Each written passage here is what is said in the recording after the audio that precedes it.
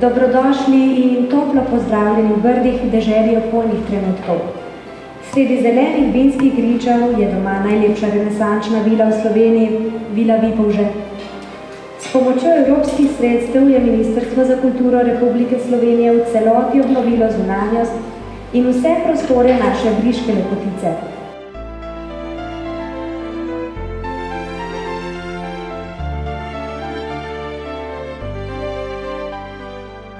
Uradno odprtje je predvideno nekje v oktobru mesecu, sicer bomo vse aktivnosti začeli že takoj po sami predaji v upravljanje. Vsebine so zelo različne, tukaj imamo razne evente, tako z kulturnega področja, potem imamo tukaj zelo velik konferenčno ponudbo, tako da tukaj so zelo dobrodošli razni simpoziji, konference, poslovna srečanja.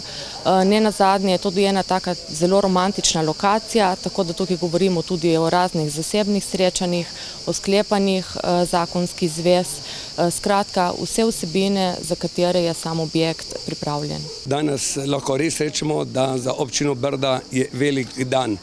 Poudarjam tudi zelo pogosto, da to ni pridobitev samo za občino Brda ali pa za prostor Goriških Brd, ampak da je to izredna pridobitev tudi za širši prostor, ki mu pravimo Goriška, Primorska, pa tudi Slovenija. Gre se za projekt, kateri je nekako dozoreval skoraj 2 desetletji in zame, bom rekel, tudi je to skoraj da ganljiv dan.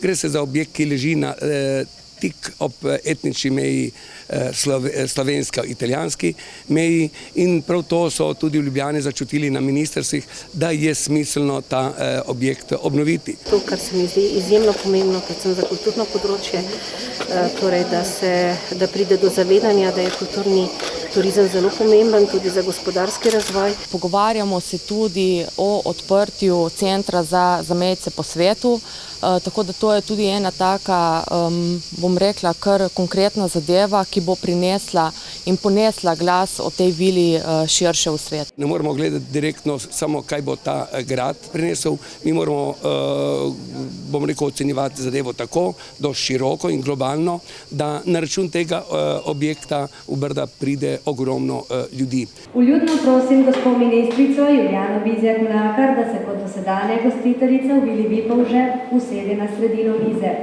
kjer bo podpisala pogodbo z briškimi gostitelji, z gospodom županom Francem Mužičem, izvolite gospod župan, in direktorico Zavoda za turizem, kulturo, mladino in šport Brda, gospod Tino Novak-Savec.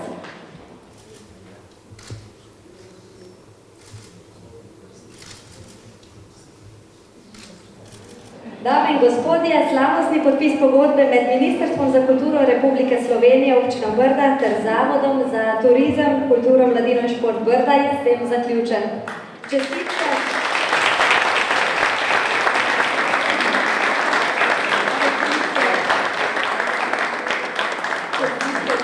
Čestitke.